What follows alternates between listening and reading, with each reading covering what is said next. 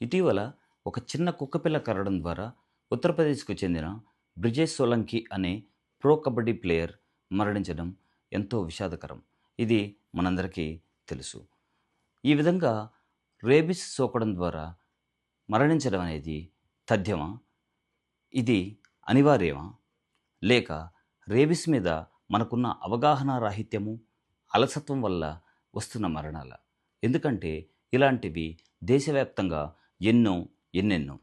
ప్రపంచంలో సంవత్సరానికి దాదాపుగా 59,000 రేబిస్ మరణాలు ఉంటే, దానిలో దాదాపుగా సగం మన దేశంలోనే ఉన్నాయి. ఈ మరణాలు కారణము పు మొదటగా అవగాహన రాహిత్యం వల్లనేననేది నా గట్టి అభిప్రాయం. ఇప్పుడు మనం ముందు అసలు రేబీస్ వ్యాధి ఎలా వస్తుంది? దాన్ని ప్రాథమిక దశలో నివారించడం ద్వారా, ప్రాపర్ వ్యాక్సినేషన్ తీసుకోవడం ద్వారా మనం పూర్తిగా 100% నివారించుకోవచ్చు అనే విషయాన్ని తెలుసుకుందాం. దానికి మనం మొదటగా అవగాహన కలిగి ఉండాలి. ఆ అవగాహనకు సంబంధించినదే ఈ వీడియో. ఇప్పుడు రేబీస్ అనేది కుక్క, పిల్లి, కోతి, గబ్బిలం ప్రధానంగా వీటి ద్వారా వ్యాపిస్తుంది. వీటిల్లో కూడా 95-99% రేబిస్ కేసులన్నీ కూడా కుక్క కాటు వల్ల మాత్రమే వచ్చినవి.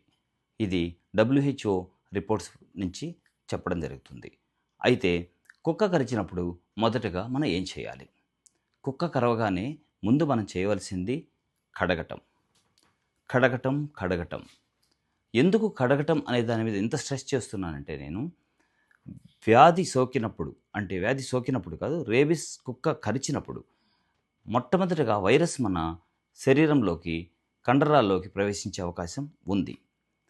ఎప్పుడైతే మనం మొదట ప్రాథమిక దశలో within seconds, within minutes, as early as possible మనము కడగడం అనే కార్యక్రమాన్ని చేస్తామో, ఆ వైరస్ అంతా వాషౌట్ అయిపోతుంది. ఎలా కడగాలి? వైరస్ను అక్కడి నుంచి వాషౌట్ చేయడం కోసం మనం స్పీడ్గా ఫ్లో అవుతున్న వాటర్, లైక్ ట్యాప్ వాటర్ అనుకోండి, స్పీడ్గా ఫ్లో అవుతుంది. దాని కింద గాయాన్ని పెట్టి సోప్తో బాగా ప్రాపర్గా కడగాలి. అది WHO రికమెండేషన్స్ ప్రకారం 15 నిమిషాల పాటు కడుగుతూనే ఉండాలి. ఎప్పుడైతే మనం అలా చేస్తామో ఆ వైరస్ అక్కడి నుంచి దాదాపుగా వాషౌట్ అవుతుంది. మరియు ఈ సోప్లో ఉండే కారకాల వల్ల దాని మీద ఉండే లిపిడ్ లేయర్ కూడా డ్యామేజ్ అయ్యి వైరస్ నిర్వీర్యమయ్యే అవకాశం ఉంది. తర్వాత ఆ గాయాన్ని మనం సన్లైట్కి ఎక్స్పోజ్ చేస్తే సన్లైట్ ద్వారా కూడా దాని నుండి యూవీ రేస్ నుంచి రేబిస్ వైరస్ కొంత నిర్వీర్యమవుతుంది. అప్పుడు మనం పొవిడోన్ ఐయోడిన్ లాంటి ద్రావణాన్ని వేసి గాయాన్ని శుభ్రపరిచి, అప్పుడు మీరు వ్యాక్సిన్ ఎక్కడ దొరుకుతుంది, ఇమ్యునోగ్లోబులిన్స్ అంటే ఏంటి, తదుపరి చర్యలు ఏం తీసుకొని చేయాలి, డాక్టర్ని సంప్రదించాలనే దాని గురించి అప్పుడు ఆలోచించాలి. అలా కాకుండా మనం ప్యానిక్ అయిపోయి కుక్క కరిచిందంటే అటు ఇటు పరిగెడుతూ, ఆ తర్వాత వాళ్ళకి వీళ్ళకి ఫోన్లు చేసుకుంటూ వ్యాక్సిన్స్ ఎక్కడ దొరుకుతాయి, డాక్టర్ని ఎప్పుడు సంప్రదించాలని అవర్స్ మనం డిలే చేయడం వల్ల ప్రాణాంతకం కావచ్చు. ఫ్రెండ్స్, గుర్తుపెట్టుకోండి, ఈ దశ అత్యంత ఇంపార్టెంట్. ఎప్పుడైతే మనము గాయాన్ని పూర్తిగా కడుగుతామో అప్పుడు దాన్ని నుంచి చాలా వరకు మనం బయటపడినట్టే.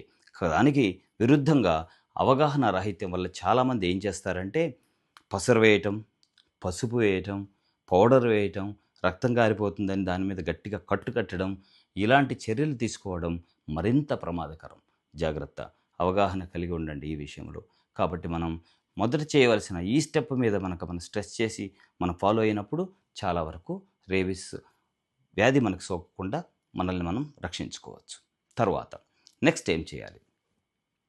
దీనికి సంబంధించి నెక్స్ట్ పోస్ట్ బైట్ వ్యాక్సినేషన్ అంటారు. ఇది మనకి, మన పెట్ డాగ్స్కి విరివిగా ఇది అన్ని హాస్పిటల్స్లో కూడా, వెటర్నరీ హాస్పిటల్స్లో పెట్ డాగ్స్కు మరియు హ్యూమన్ హాస్పిటల్స్లో మనకు అందరికీ కూడా వ్యాక్సిన్ విరివిగా లభిస్తుంది. కాబట్టి తదుపరి చర్యలో డాక్టర్ని సంప్రదిస్తే ఆయన యాజ్ పర్ ది ప్రోటోకాల్ 0371428 అని ఉంటుంది. ఈ వ్యాక్సిన్ వేస్తారు. గాయం యొక్క తీవ్రతను బట్టి, గాయం తలకు ఎంత దగ్గరగా కరిచిందనే దాన్ని బట్టి, మల్టిపుల్ ఇంజురీస్ ఉన్నాయా అనే దాన్ని బట్టి డాక్టర్సు వ్యాక్సిన్తో పాటు గాయం అయిన ప్రదేశంలో ఇమ్యునోగ్లోబులిన్స్ అనే యాంటీబాడీస్ని కూడా ఇన్ఫిల్ట్రేట్ చేస్తారు. ఈ చర్యలన్నీ మనం ఖచ్చితత్వంతో అవగాహన కలిగి టైం టు టైం గనక చేస్తే అది నిజంగా రేబిడ్ డాగ్ అయినా కూడా మనం దాని నుంచి రక్షణ పొందడానికి 100% అవకాశం ఉంది. ఈ అవగాహన లేకనే మనం తీసుకునే చర్యలు అటు ఇటు అవ్వటం వల్ల మాత్రమే రేబిస్ బారిన పడి ఈ మరణాలు సంభవిస్తున్నాయి. వీటి నుంచి మనం పూర్తిగా అవగాహన కలిగి ఉండి 10 మందికి చెప్పడం ద్వారా రేబిస్ మరణాలని అడ్డుకోవచ్చని నా బలమైన అభిప్రాయం. ఇంకా కొంతమంది కొన్ని అపోహలు కూడా కలిగి ఉంటారు. ఇంకా కొంతమంది కొన్ని అపోహలు కూడా కలిగి ఉన్నారు. కుక్క కరిస్తే పథ్యం ఉంటాం, పథ్యం చేయాలి, పసరు మందులు తినాలి, పసరు మందులు వేశాము, గాయం మీద వేసుకోవటాలు, మరియు ఇంకా వాళ్ళు వర్షంలో తడవకూడదనుకునే అపోహ, నాన్ వెజ్ తినకూడదనే అపోహ, ఇవన్నీ అపోహలు మాత్రమే.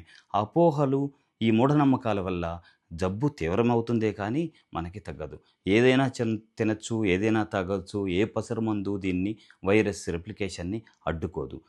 కడగడము, సన్‌లైట్‌కి ఎక్స్‌పోజ్ చేయటము, బెటాడిన్ లాంటి ద్రావణంతో కడగటము, వ్యాక్సినేషన్ తీసుకోవటము, ఇమ్యునోగ్లోబులిన్స్‌ని అవసరమైతే డాక్టర్ సలహా మేరకు తీసుకోవటము, ఇవి మాత్రమే మనకి పంచసూత్రాలుగా పనిచేసి వ్యాధిని రాకుండా అడ్డుకుంటాయి. ఒక్కసారి గుర్తుపెట్టుకోండి, ఒక్కసారి కనుక మనం డిలే చేయడం ద్వారా రేబిస్ లక్షణాలు వచ్చాయి అంటే మనం చేయి దాటిపోయినట్టే, మన ప్రాణం హరించినట్టే. కనుక ఫ్రెండ్స్, దయచేసి ఇవన్నీ తెలుసుకొని 10 మందికి చెప్పి దీన్ని మన రేబిస్‌ని అడ్డుకోగలమని నేను కోరుకుంటున్నాను. ఇలాంటి ఇన్ఫర్మేటివ్ విషయాల కోసం నా ఛానల్ని ఫాలో అవుతారని మిమ్మల్ని అందరినీ కోరుకుంటున్నాను. Thank you so much.